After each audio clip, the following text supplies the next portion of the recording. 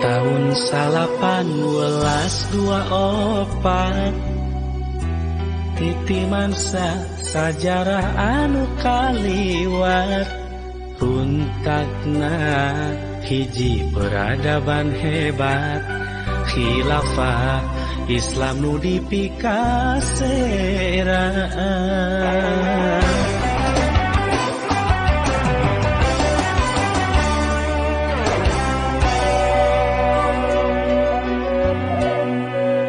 Lalakon geus kasorangan kudu jadi panggeuing keur urang sangkan rampak babarengan mapag pasini nu maharomaan waktuna tandang urang tong salempang naon deui anu rek diteang kiwari waktuna urang kudu hudang mapat kajayaan Islam di waktu harita Islam dihina-hina nepi ka iraha difitnah jeung dipedaya urang kudu sadar reku saha deui cunduk kana waktu umat Islam dijaya.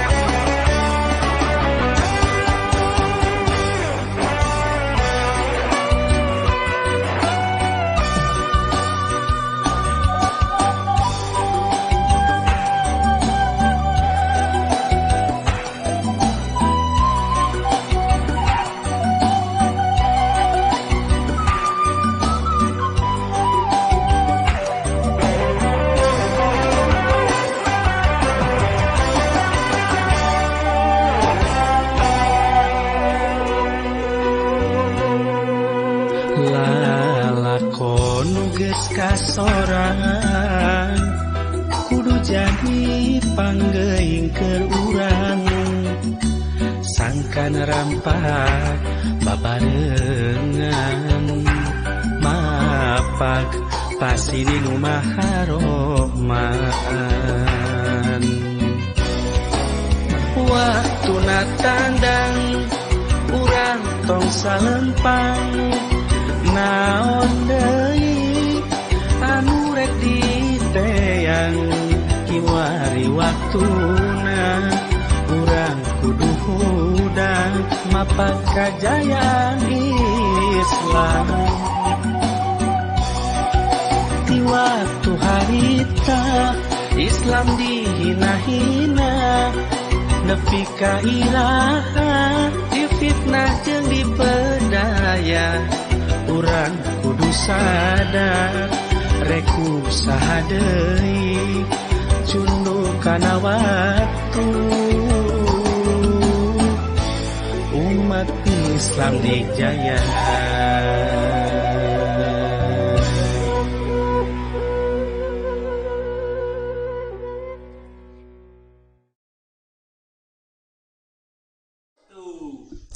Bismillahirrahmanirrahim. Assalamualaikum warahmatullahi wabarakatuh. Baraya PLK TV, jumpa lagi di acara Ngabuburit bersama PLK TV. Alhamdulillah kita bisa melanjutkan kembali. Bismillahirrahmanirrahim. Alhamdulillahirrabbilalamin. Di pertemuan sebelumnya kita sudah membahas tentang rasam. Kemarin saya menyisakan satu bahasan. Bahasan apa? Bahasan qiraat. Kalau kita bicara rasam, itu tidak akan sempurna kalau tidak membahas juga dengan qiraat. Karena dia itu bagaikan saling terkait satu sama lain. Tentunya ada sebuah pertanyaan, apa itu qiraat? Qiraat adalah cara mengucapkan lafal-lafal Al-Quran sebagaimana yang diucapkan oleh Rasulullah SAW atau sebagaimana yang diucapkan para sahabat di hadapan Rasulullah SAW. Lalu beliau mentakrirkannya. Lalu beliau mentakdirkan itu membenarkannya, menegaskannya bahwa itu benar. Jadi qiraat itu seperti itu ya. Jadi cara pengucapan lafal-lafal. Kalau rasam itu cara penulisan gitu ya. Kalau ini adalah cara pengucapan dari lafal-lafal Al-Quran. Kemudian qiraat diperoleh harus berdasarkan kepada periwayatan dari Rasulullah SAW, baik secara fi'iliyah maupun secara takririyah. Jadi baik secara lisan gitu ya, maupun secara perbuatan. Kemudian ada juga ternyata qiraat itu ada juga yang bukan dari baginda Rasulullah. Kenapa bisa begitu? Datangnya dari sahabat, tetapi bukan dari Nabi. Ini saya bikin sebuah contoh, sebuah ini ya catatan. Ini saya kasih warna merah. Qiraat di luar yang 7. Jadi qiraat itu ada 7. Kemudian setelah ditalungtik, kalau bahasa Sundanya itu ditalungtik, kalau di bahasa Indonesianya apa ya? Digali kembali, itu ternyata ada tambahan 7, kemudian ada tambahan sebanyak 3, kemudian ada lagi ternyata 4, sehingga totalnya ada 14 qiraat di luar yang 7. Tetapi kalau yang 7 itu yang mutawatir, yang 10 itu yang 3 ya, menuju ke 10 itu berarti yang tambahan 3 itu diyakini, diduga kuat, dia mutawatir. Sisanya yang 4 itu dianggapnya keliru, ada kekeliruan. Tetapi bisa jadi kalau kita lihat sanadnya bisa jadi sampai kepada sahabat Rasul, tetapi tidak sampai kepada Rasul. Kenapa bisa terjadi begitu?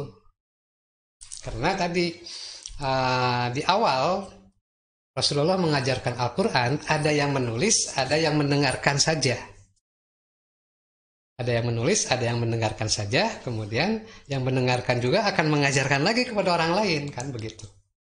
Nah, pada saat mengajarkannya lagi, bisa jadi ada kekeliruan di sana.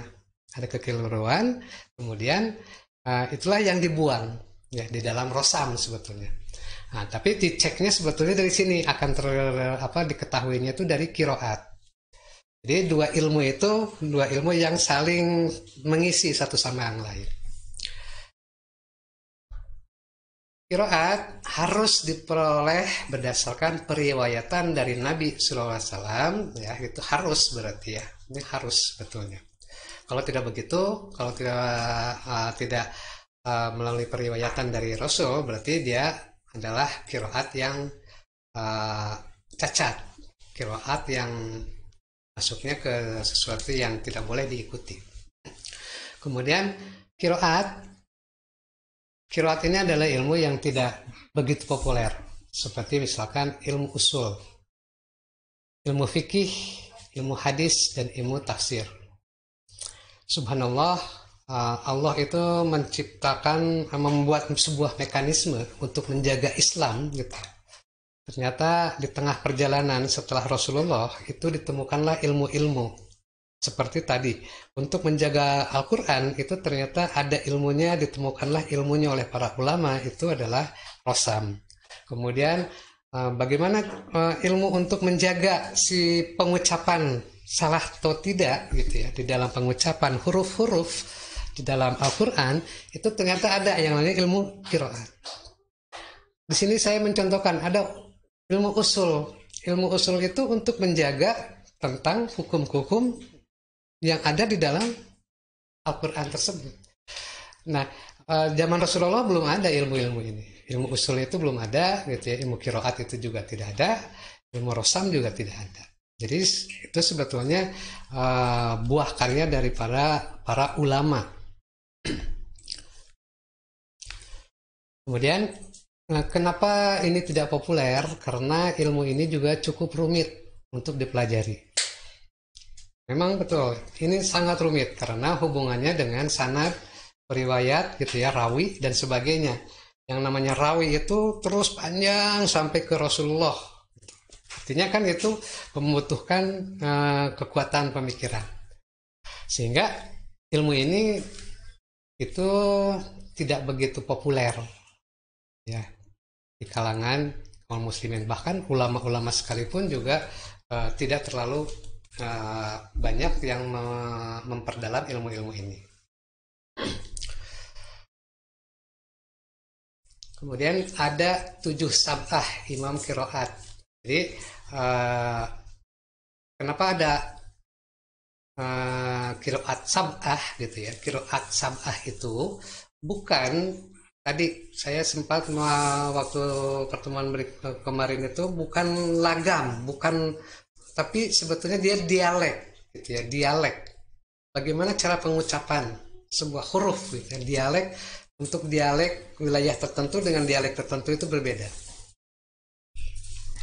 Contohnya misalkan orang Sunda menyebut H itu H lembut, tapi kalau orang Jawa H gitu kan, itu sudah berbeda, itu ada dialek. Nah di sini diakomodir gitu ya, diakomodir, kemudian perbedaan-perbedaan itu dimasukkan ke dalam sebuah ilmu yang namanya ilmu qiraat. Qiraat merupakan bacaan yang disandarkan kepada salah seorang imam dari quro. Dari quro itu apa? Quro itu yang qori, yang quro ya, yang melafalkan ya, yang melafalkan quro. Yang 7, bisa 7, saya bilang tadi, bisa 10, bisa 14. Jadi ada 7, ada 10, atau ada 14. Nah yang 4 yang terakhir ini yang bermasalah. Setiap imam sanadnya mutawatir sampai kepada Rasulullah. Contoh, Asim Al-Kufi. Beliau wafatnya 128 Hijriah. Artinya generasi keberapa ini? Sejak nubuah. Sejak nubuah itu berarti sekitar sudah 100-an kan, sudah 100 tahun, berarti sudah generasi. Di generasi berikutnya Imam Asim inilah yang membuat qiraat, yang menuliskan qiraat. Yang menuliskan qiraat, yang bukan menuliskan, beliau yang mengajarkan qiraat kepada muridnya. Beliau belajar dari siapa? Pada saat ditelusuri sanadnya, ternyata Asim Al-Kufi ini, Imam Asim Al-Kufi ini sampai kepada belajar kiroatnya itu kepada Utsman dan kepada Ali bin Abi Thalib. Kemudian Sayyidina Utsman dan Sayyidina Ali itu belajar dari siapa? Dari Rasulullah. Maka itu sah, itu mutawatir, itu yang benar, gitu, yang sampai kepada Rasulullah.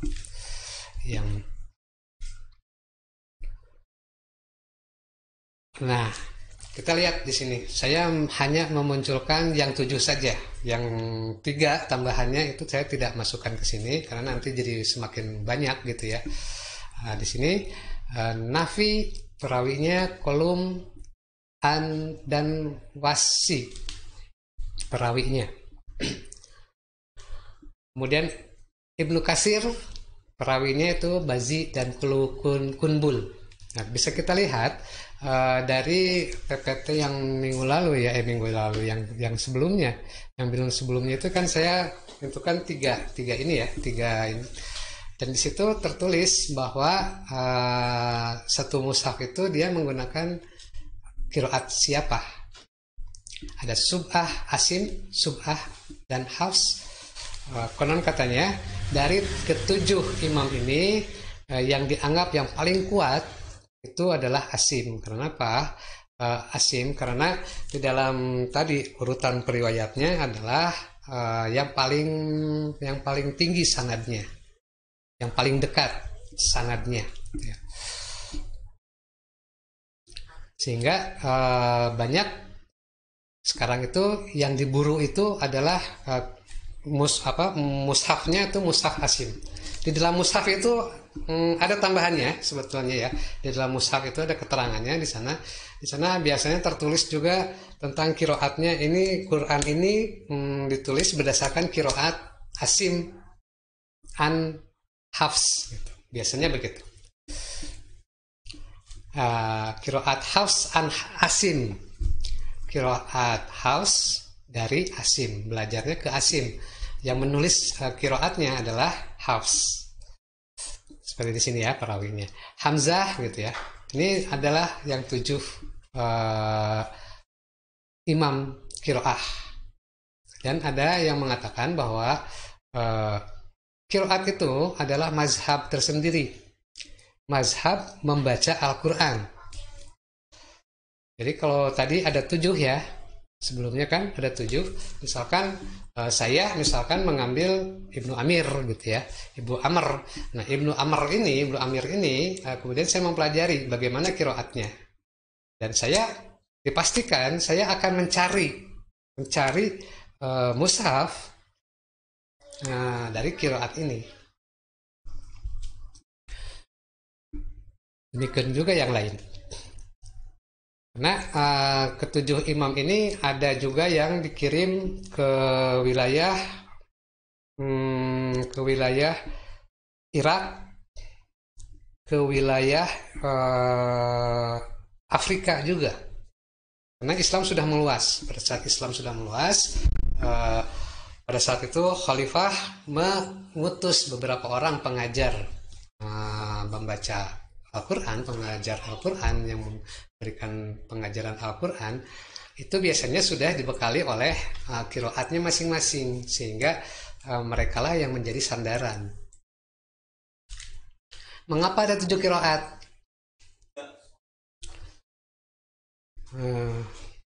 Mengapa ada 7 kiroat?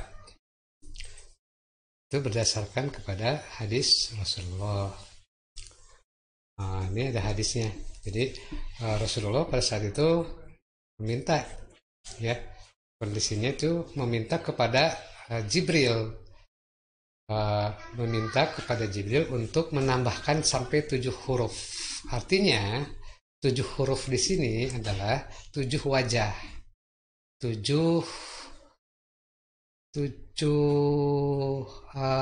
bentuk bacaan, sehingga kita mendapati ada perbedaan antara Quran satu dengan Quran yang lain.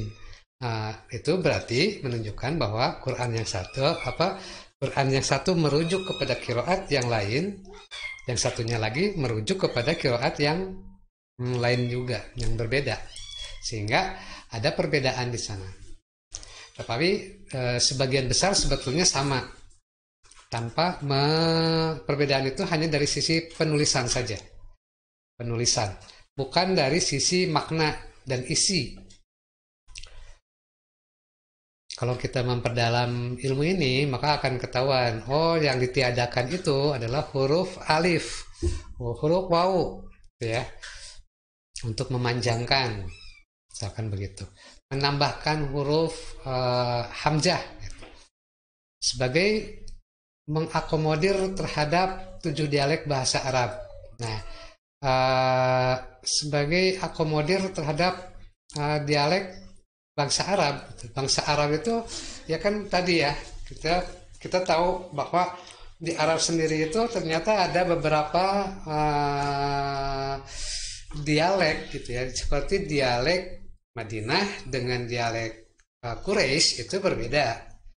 Yang dialek Syam, dialek Yaman itu berbeda pula.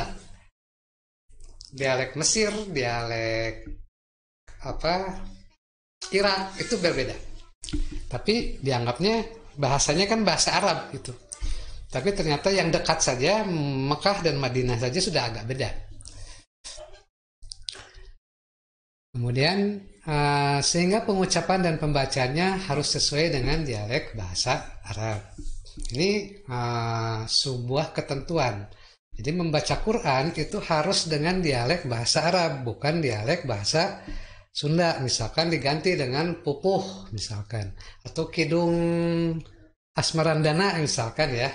Nah itu nggak bisa. Kenapa? Karena memang Al-Quran ini memang menggunakan dialek bahasa Arab. Sehingga pengucapan dan pembacaannya harus sesuai dengan bahasa Arab, gitu kan ya.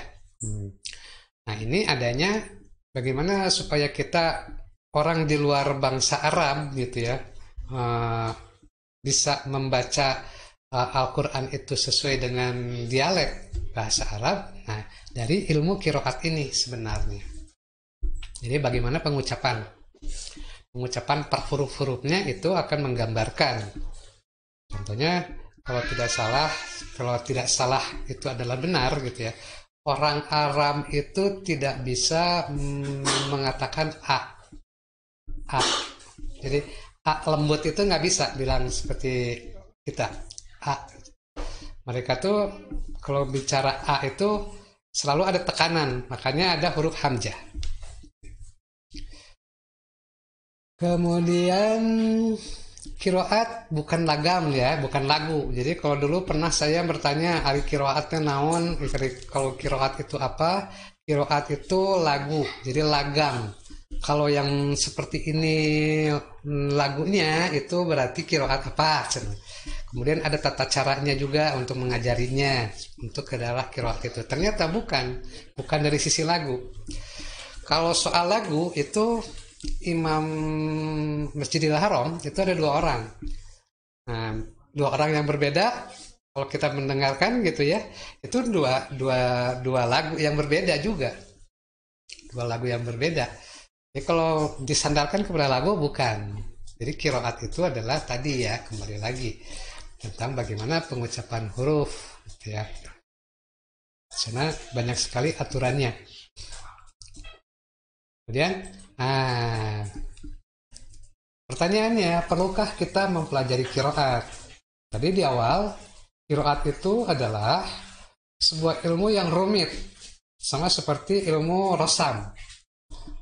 Qiraat ini juga sama rumitnya, karena di situ memunculkan perbedaan-perbedaan.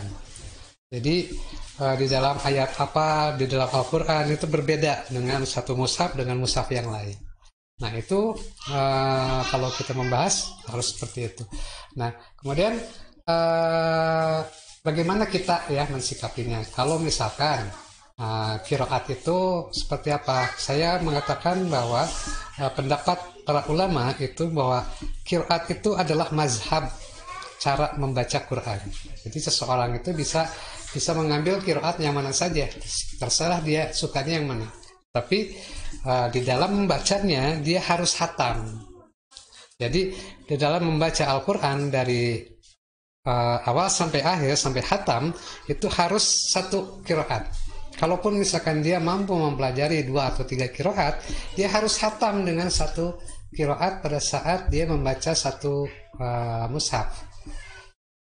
Jadi harus menghatamkan satu-satu. Tidak boleh di dalam satu sekali membaca Al-Quran gitu ya, sampai hatam itu di dalamnya ada beda-beda kiroat, itu tidak boleh. Walaupun kiroatnya adalah kiroat yang bisa diterima, kiroat yang sahih ya. Para ulama membuat definisi yang membedakan antara Quran dengan bacaan lainnya dengan istilah. Nah ini. Jadi kenapa perlukah kita mempelajari Al-Quran? Para ulama membuat definisi firman Allah itu, ya, firman Allah itu diturunkan kan kepada Nabi Muhammad, Nabi Sallallahu Alaihi Wasallam, ya, yang terhitung sebagai ibadah di dalam membacanya. Maka kalau ini bagian dari sebuah ibadah gitu ya, maka harus seperti apa? Kita tentunya tahu jawabannya. Nah, kalau sholat itu bagian dari ibadah, kan kita tahu semua bahwa sholat itu bagian dari ibadah di dalam Islam. Karena ada lagi ibadah yang lain, saum misalkan. Nah, sholat, kemudian sholat itu saya misalkan, saya mah sholatnya mau begini aja lah gitu ya, tidak sesuai dengan yang disampaikan oleh Rasulullah, kira-kira bagaimana? Demikian juga dengan membaca Al-Quran sebetulnya, karena dia akan menjadi nilai ibadah kalau sesuai dengan Rasulullah. Karena sholat kita pun diusahakan itu diyakini bahwa sholat kita itu sudah sesuai dengan yang diajarkan oleh Rasulullah. Demikian juga dengan membaca Al-Quran. Kemudian mempelajari ilmu tajwid itu hukumnya sunnah muakkadah. Mempelajari tajwid itu sunnah. Sementara membaca Al-Quran sesuai dengan makhorijul huruf dan tajwid adalah wajib hukumnya. Jadi naik statusnya ya, yang asalnya sunnah muakkadah, naik statusnya menjadi wajib. Kenapa? Karena tentunya kita tidak akan sempurna kalau kita tidak mempelajari makhorijul huruf dan tajwid secara benar. Jadi kalau kita tidak mempelajari itu, maka kita tidak akan sempurna di dalam membaca Al-Quran. Sementara di dalam membaca Al-Quran hukumnya adalah wajib menggunakan tajwid dan makharijul huruf. Itu adalah wajib. Kenapa? Karena tadi ya, kalau kita dilihat dari ilmu qiraat, maka bisa diketahui bahwa betul ya, bahwa itu adalah wajib sampai ada ilmunya yang rumit sekali ilmunya itu. Satu huruf itu punya dalil gitu ya. Satu huruf, untuk huruf alif saja itu ada dalilnya. Kenapa membacanya begini? Ada dalilnya. Nah, pertanyaannya, pada saat kita membaca Al-Quran, sudah tahukah dalilnya bahwa membaca huruf A, huruf hamzah, huruf ba itu ada dalilnya? Apakah sudah sesuai dengan dalil yang diajarkannya? Kan seperti itu. Jadi tentunya dikembalikan kepada masing-masing. Silahkan, apakah mempelajari ilmu tajwid itu perlu atau tidak? Ya. Selanjutnya, untuk memahami dan mempelajari serta mempraktekkan qiraat, kalau qiraat itu tingkatannya sudah tinggi sebetulnya ya. Terutama qiraat mutawatir tidak cukup hanya dengan mempelajari dari kitab-kitab. Misalkan kita membeli kitab Al-Jazari misalkan, terus kemudian kita baca, terus kita menyimpulkan sendiri. Tidak bisa kita membaca kemudian kita bisa memahami bahwa huruf ho itu keluarnya dari sini gitu ya. Itu ada dalilnya. Kemudian kita baca dalilnya, kemudian kita mencarikan tersendiri. Oh, ini keluarnya dari sini. Tidak bisa. Berarti itu sebetulnya harus ada guru. Jadi gurunya yang akan menerangkan. Dia keluar suaranya harus dari mana. Itu per huruf-hurufnya. Jadi memang harus talaki. Ya, jadi untuk mempelajari ilmu qiraat ya, itu harus wajib talaki dan wajib muwajah. Muwajah itu berarti kita bertemu langsung dengan gurunya. Tidak bisa misalkan kita tidak bertemu langsung dengan gurunya. Autodidak dia tidak mungkin, tidak bisa dia dipelajari secara autodidak untuk membaca Al-Quran. Saya termasuk orang yang mempelajari Al-Quran, membaca Al-Quran itu autodidak. Jadi saya mempelajarinya bagaimana? Saya membeli Quran yang ada Latinnya. Jadi lah membaca nakia, tinggal Latina dan seterusnya. Dan akhirnya saya bisa. Tapi ternyata salahnya lebih banyak.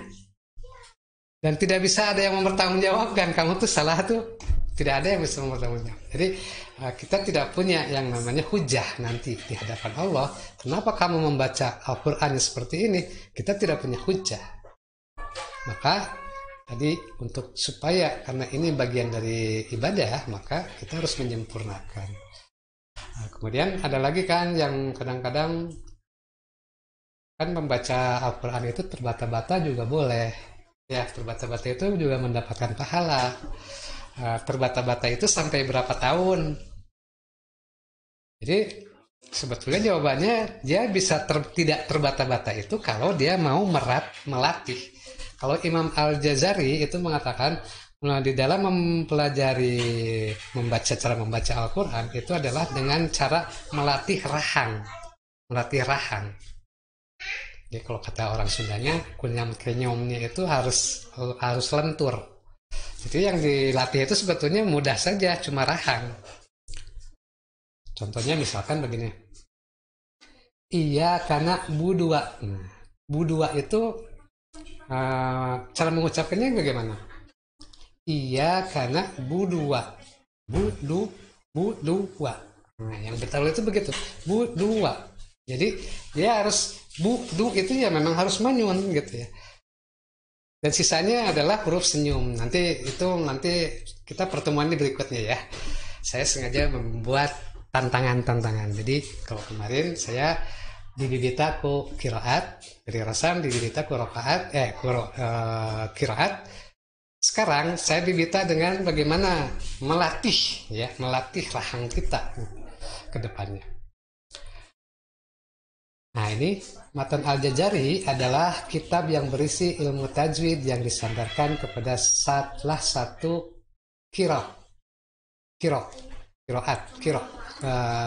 salah satu qiraat. Imam Al-Jazari itu beliau kalau tidak salah dia masa hidupnya itu tahun 700. Berarti 700 tahun setelah nubuah. Beliau mensarikan kembali dari 7 qiraat itu. Kemudian beliau mencari mana yang paling kuat sanadnya. Nah, maka sekarang itu sangat populer gitu ya, sangat populer di kalangan pemburu pelajaran gini, ilmu qiraat itu mempelajari Matan Al-Jazari. Dan diyakini Matan Al-Jazari itu yang terpendek jalurnya ke Rasulullah. Ya. Jadi qiraat dengan tajwid sama enggak? Sama, mirip-mirip gitu ya. Tajwid itu ilmu tajwid itu adalah ilmu untuk memperbagus membaca Al-Quran. Sementara qiraat itu mempelajari bagaimana letak keluar huruf-hurufnya. Jadi sebetulnya mirip ya, qiraat dan tajwid, ilmu tajwid, ilmu sekarang tuh ilmu apa ya? Tahsin. Nah, tahsin gitu ya. Tahsin dengan kiroat itu sama. Kalau tajwid itu berarti kan aturan membacanya. Jadi kalau ketemu ini bagaimana, kalau ketemu ini bagaimana gitu kan. Disakali. Nah, kapan dia bersakal? Quran itu bersakal. Ternyata Quran itu bersakal setelah 200 tahun dari masa nubuwah. Jadi Quran yang bersakal itu 200 tahun, kemudian baru ada ulama yang membuat sakal, mengingat Islam sudah tersebar jauh keluar dari jazirah, sehingga di luar jazirah itu untuk membaca Al-Quran itu akan menjadi sulit. Nah, maka dibuatlah tajwid, tanda-tanda sakalan, ya, sakal dari Al-Quran. Dan kita hari ini sudah enak sebetulnya membaca Al-Quran itu sudah bertajwid, sudah ada sakal-sakalnya, tidak di dalam keadaan Quran yang masih bersih, gitu. Bersih tanpa coret-coret.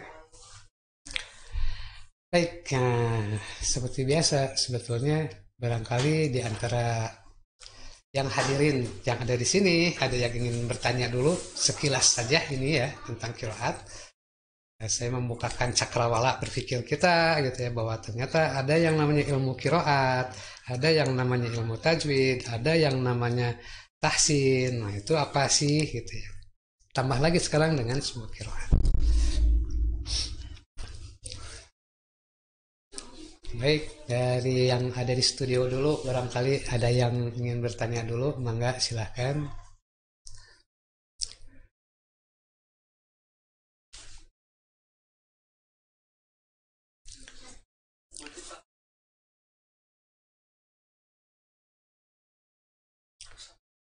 Rosam, oke.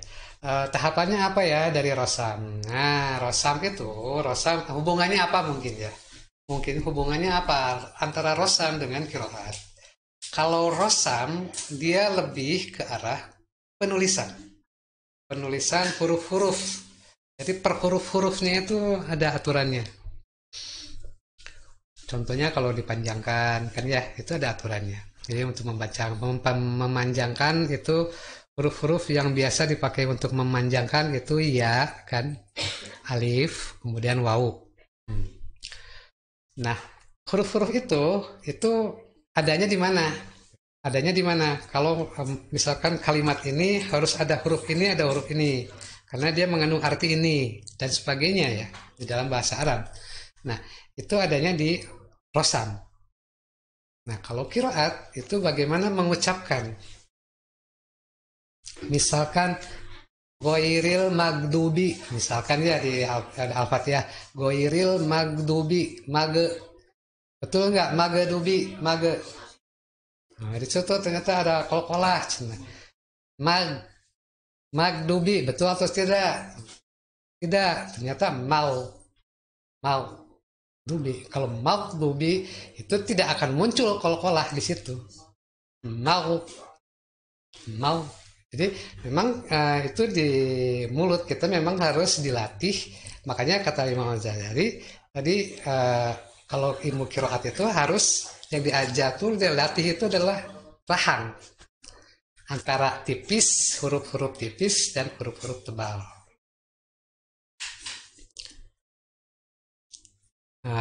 Misalkan kalau mau melihat yang tipis tebal ya lebih jelasnya lagi, ro itu kan tebal ya.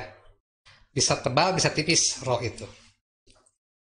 Nah, kapan dia menjadi tipis dan tebal huruf ro? Itu pada saat di sebelumnya awalnya itu kalau dia kasroh itu bunyinya apa? Kasroh itu bunyinya i kan? Nah, kalau bunyinya i maka dia tipis ro itu. Tapi kalau dia fathah atau domah, dia menjadi tebal. Misalkan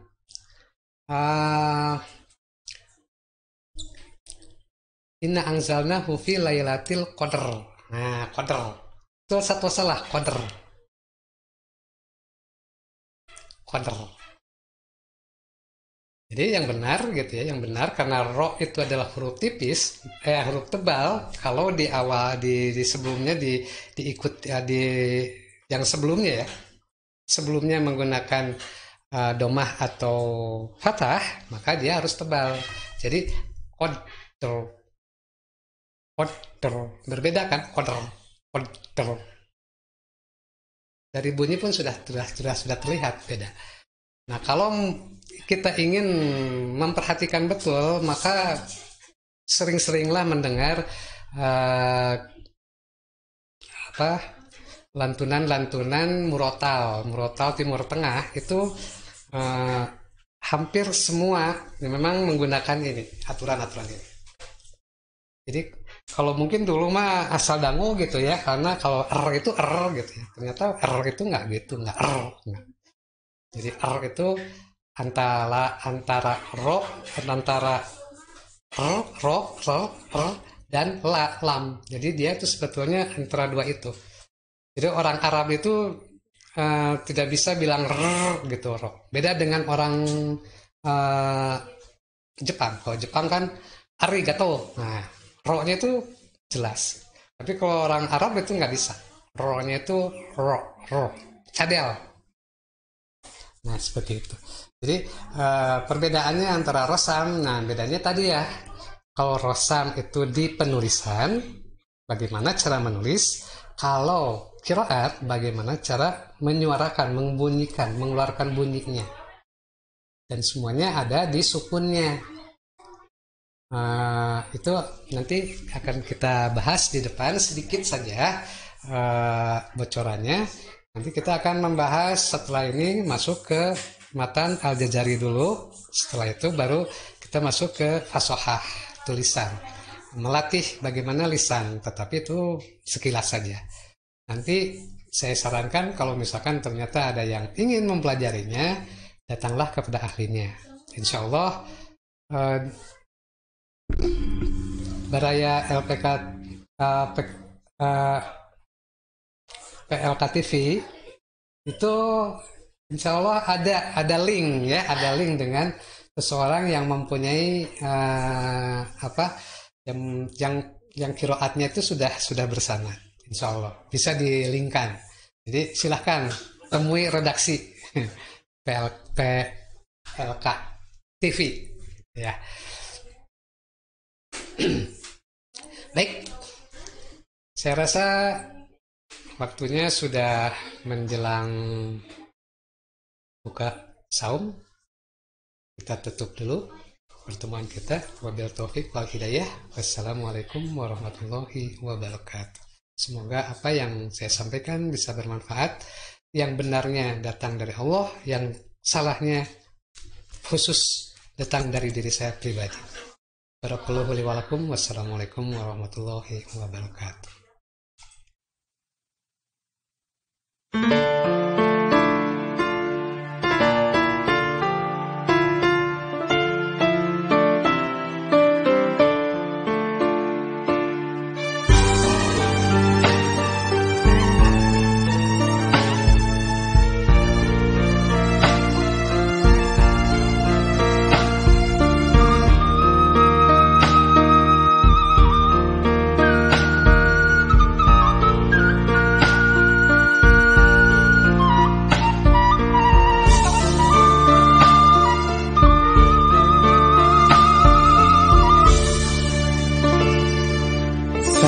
Sejarah kecumarita umat Islam kantos dijaya ngawasaan 2/3 dunia 13 abad langkung laminan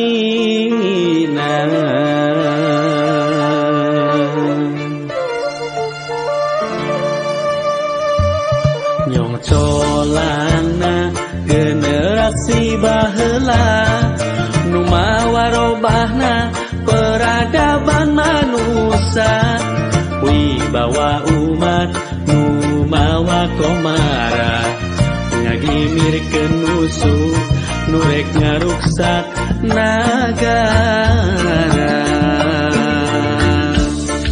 ayo dak harapan nyata tinggal kenaturan dienan manusia tak karuksak nu mawa cilaka jalankeun syariat Islam sagem leungna wangun khilafah Rusiana hayudak harapan nu nyata tinggalkeun aturan jieunna manusia nu matak karuksak nu mawa cilaka jalankeun syariat Islam sagem leungna wangun khilafah Rusiana